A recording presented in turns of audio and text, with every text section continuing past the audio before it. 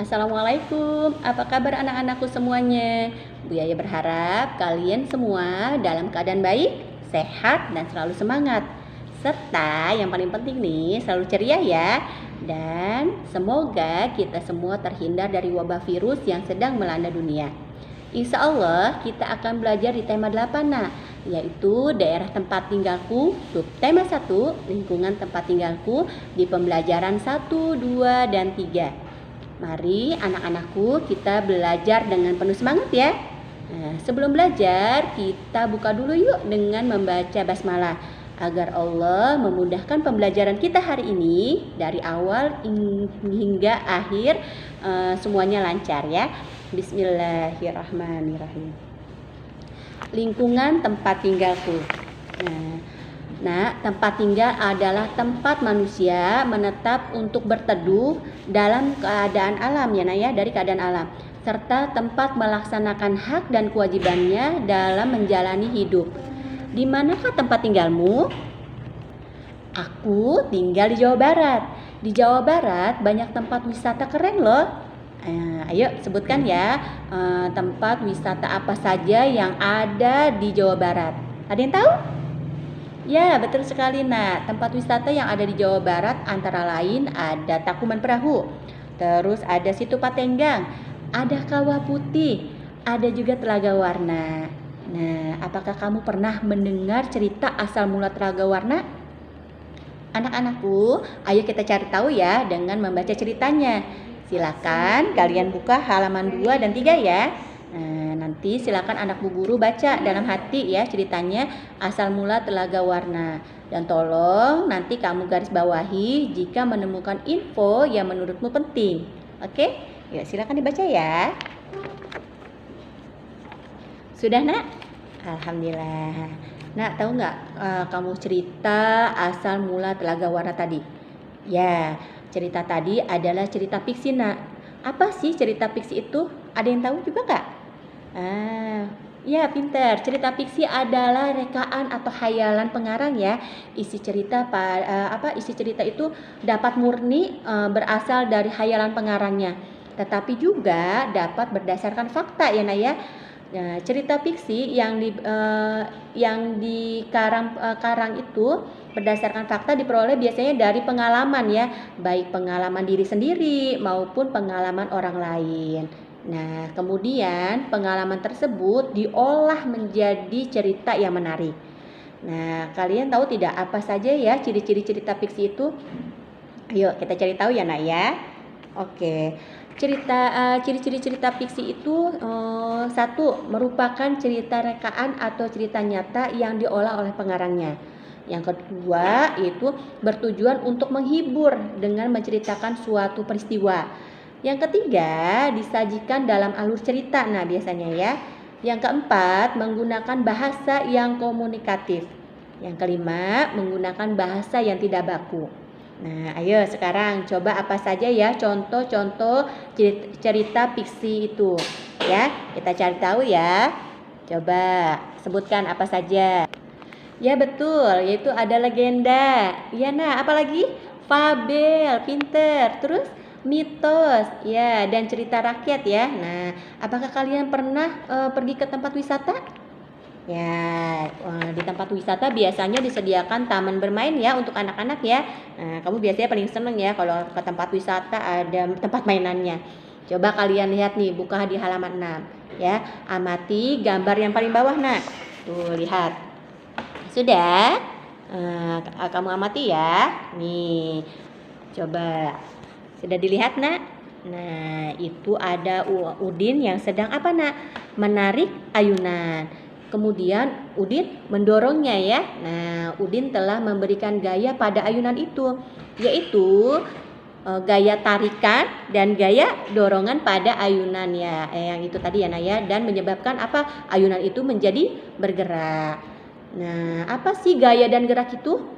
Nah, gaya adalah tarikan atau dorongan yang dapat mempengaruhi keadaan suatu benda. Nah, sedangkan gerak adalah perpindahan posisi benda posisi benda dari tempat asalnya karena adanya gaya. Ya, nah ya. Nah, hari ini Edo mendapat tugas untuk menyiapkan sebuah lagu daerah. Nah, lagu itu akan dinyanyikan di depan teman-teman sekelasnya. Nah, Edo dan keluarganya berasal dari Papua ya. Nah, Edo itu teringat lagu daerah lingkungan tempat tinggalnya di Papua. Edo akan menyanyikan lagu dari Papua yang berjudul Yamko Rambe Yamko ya. Silakan kalian cari tahu lagunya ya, lalu nyanyikan dengan penuh semangat ya.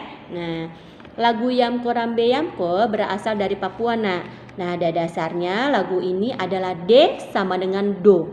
Nah, dengan birama 4/4. Artinya apa ya? Ya, betul, dapat 4 ketukan ya. Tiap ketukan berisi 1/4 ya. Nah, Edo berhasil menyanyikan lagu Yamko Rambe Yamko ya, dengan baik dia. Hebat banget tuh nyanyinya ya. Saat bernyanyi, Edo memperhatikan tempo dan tinggi rendahnya nada. Apakah kamu masih ingat tentang tempo, tinggi, rendahnya nada? Alhamdulillah, ya betul. Tempo adalah tempat cepat lambatnya lagu dinyanyikan. Sedangkan tempo dibedakan menjadi 3 yaitu tempo cepat, tempo sedang, dan tempo lambat. Nah, pemilihan tempo dalam suatu lagu harus disesuaikan dengan isi lagu. Contohnya nih ya, misalnya lagunya gembira, menggambarkan keriangan, biasanya menggunakan tempo cepat. Nah, kalau lagu untuk yang menidurkan bayi tuh biasanya ya lagu Nina Bobo, oh Nina Bobo, ya biasanya menggunakan tempo sedang ya, ataupun tempo lambat ya nak ya. Nah, sementara itu ya, tinggi rendah nada merupakan cara menyanyikan lagu sehingga menghasilkan nada tinggi ataupun nada rendah ya, sesuai dengan notasi lagu. Nah, berikut ini ada urutan tinggi rendah nada yang disebut tangga nada dengan notasi angka dan notasi balok. Kalian bisa lihat di halaman 13. Nih, ini ya nak ya. Oke. Nah, di sini ada do, re, mi, fa, sol, la, si, do. Tapi dia ada angka titiknya di bawah. Berarti dibacanya rendah. Sedangkan dinyanyikannya rendah ya. Sedangkan ada do, re, mi, fa, sol, la, si, do yang tanpa ada titiknya. Di atas maupun di bawah tidak ada. Berarti tandanya sedang. Sedangkan do, re, mi, fa, sol, la, si, do yang ada titiknya di atas berarti nadanya tinggi. Ya nak ya. Nah, di situ nanti kamu bisa lihat lagi ya untuk lebih jelasnya di halaman 13. Oke, silakan kalian buka halaman 15. Di situ ada cerita fiksi lagi nih ya. Kalian bisa baca cerita rakyat yang berjudul apa tuh? Kasuari Dandara Mahkota ya. Silakan dibaca ya. Nah, telah dijelaskan bahwa cerita asal mula Telaga Warna merupakan cerita fiksi. Nah, cerita yang barusan kamu baca pun juga merupakan cerita fiksi. Nah, cerita fiksi itu diantaranya adalah cerita rakyat, cerpen, dan novel ya. Adapun cerita rakyat antara lain yaitu cerita jenaka, mite, fabel, legenda, dan saja ya namanya ya. Adapun jenis cerita fiksi diantaranya yaitu tadi kan cerita rakyat ya. Cerita rakyat antara lain cerita jenaka, mite, fabel, dan legenda dan saga. Cerita jenaka adalah cerita pendek berisi kebodohan atau kecerdikan seseorang yang menimbulkan senyum atau tawa bagi pembaca dan pendengarnya ya. Contohnya nih Pak Kadir, Pak Belalang, dan Pak Lebay Malang ya. Kalau mite adalah cerita yang berhubungan dengan kepercayaan suatu benda, peristiwa gaib ya atau peristiwa alam gaib atau yang dipercayai mempunyai kekuatan gaib ya, seperti dewa, peri. Terus ada lagi contohnya lagi Putri Tunjang ya, contohnya ya. Ada juga Putri dari Bambu contoh ceritanya ya. Terus kalau fabel, kalau fabel itu yaitu cerita dengan tokoh-tokoh binatang yang diceritakan hidupnya dan bermasyarakat seperti manusia. Contohnya nih ya, ceritanya misalnya kancil dengan buaya ya. Pernah baca kan Bu ceritanya ya? Terus ada juga cerita burung bangau ya. Nah, itu contoh dari fabel. Kalau legenda adalah cerita lama mengisahkan riwayat terjadinya suatu tempat atau wilayah yang ada tentang kejadian alam ya, asal usul benda atau kejadian di suatu tempat atau daerahnya. Contohnya nih terjadinya Gunung Tangkuban Perahu dan cerita Malin Kundang ya, itu namanya masuknya ke dalam cerita legenda ya. Kalau saga adalah cerita lama yang mengandung unsur-unsur sejarah, misalnya kepahlawanan. Nah, contohnya nih ceritanya yaitu Calon Arang dan Lutung Kasarung. Nah, itu namanya termasuk dalam cerita saga. Kalau cerpen adalah cerita fiksi yang memaparkan kisah ataupun cerita tentang kehidupan manusia melalui tulisan pendek. Ya, cerpen dapat selesai dibaca dalam sekali duduk. Nah, ya, contohnya yaitu cerpen-cerpen anak pada majalah atau surat kabar. Nah, kalau novel itu yaitu cerita fiksi yang panjang dan mengandung rangkaian cerita kehidupan seseorang dengan orang di sekelilingnya dengan menonjolkan watak dari setiap tokoh ya. Contohnya itu yang apa? Masih ingat nggak? Yang Laskar Pelangi di pembelajaran yang lalu ya. Kita sudah pernah bahas ya.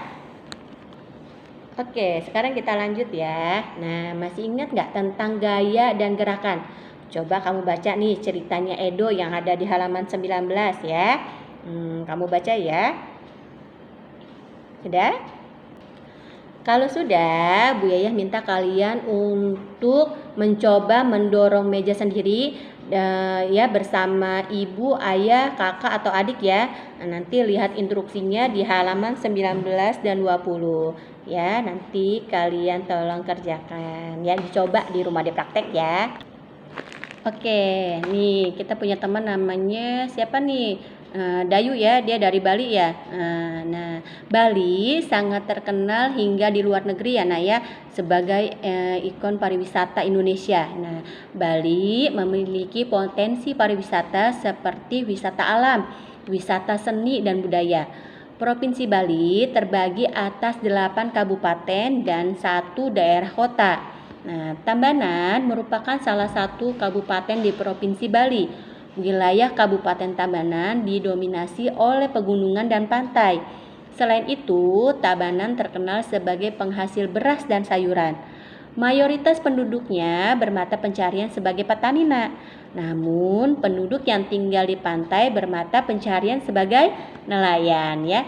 Keadaan alam suatu tempat mempengaruhi mata pencarian penduduknya. Nah, coba kita lihat lagi ya.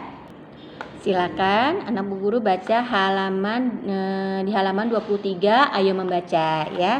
Nanti di situ kalian akan melihat lingkungan yang mempengaruhi mata pencarian penduduk di suatu daerah ya, Nak ya. Oke, nah pada saat libur sekolah, Dayu dan keluarganya berlibur di rumah nenek. Rumah nenek Dayu berada di Banjar Bukit Catu, nah ya, Candi Kuning, Batu Riti, Tabanan, Bali ya. Dayu senang menghabiskan waktu bersama neneknya ya. Nenek Dayu suka bercerita loh. Gimana dengan nenek kalian? Suka bercerita juga gak? Ya, kali ini Nenek Dayu akan menceritakan tentang asal mula Bukit Catu ya. Kalian bisa baca ceritanya di halaman 26 ya sampai halaman 27. Sudah, Nak? Alhamdulillah ya. Dalam cerita tersebut terdapat 3 tokoh ya. Tokoh merupakan pelaku dalam cerita. Tokoh merupakan salah satu unsur pembangun cerita. Tokoh mengemban peristiwa dalam cerita sehingga peristiwa tersebut mampu terjalin sebagai cerita ya. Selain itu, tokoh berfungsi sebagai pembawa pesan ya, amanat atau moral atau sesuatu yang ingin disampaikan pengarangnya ya. Nah, yuk kita lihat gambarnya di halaman 29. Nah, tuh itu ada keluarganya siapa tuh? Ya, Dayu ya. Dia sangat senang mendengarkan cerita nenek. Bahkan seluruh keluarganya Dayu juga suka mendengarkan cerita ya. Saat neneknya bercerita, semua anggotanya, keluarganya berkumpul ya mendengarkannya dengan tenang ya. Nah, Coba kamu perhatikan tuh di halaman 29 ya, gambarnya ya. Sudah? Nah, keragaman berarti bermacam-macam, ya Naya, bermacam-macam atau berjenis-jenis ya. Pada manusia, keragaman yang dimaksud adalah perbedaan yang dimiliki oleh setiap individu. Perbedaan pada individu itu ada karena setiap manusia memiliki khas sendiri ya. Dengan demikian, keragaman karakteristik individu berarti perbedaan ciri-ciri khusus pada setiap manusia ya. Keragaman karakteristik individu dapat berupa keragaman fisik. Nah, keragaman fisik dapat meliputi apa saja, Nak? Ya, betul. Ada warna kulit, terus jenis rambut, lalu tinggi dan rendahnya badan, serta beratnya badan ya. Selain keragaman fisik, juga terdapat keragaman kegemaran dan keragaman sifat. Oke, selesai sudah ya pembahasan kita kali ini ya. Sebelum Bu Guru akhiri, tugas untuk kalian hari ini adalah satu, kalian praktekkan ya. Ayo mencoba yang ada di halaman 20 tadi ya. Kamu dokumentasikan seperti yang dicontoh. Kamu saat sedang mendorong dan menarik. Jadi ya ada 2 foto itu ya. Nanti kamu jadikan satu ya. Terus yang kedua, kamu ayo mengamati, buka halaman 30 ya. Tolong kalian isi tabel tersebut ya.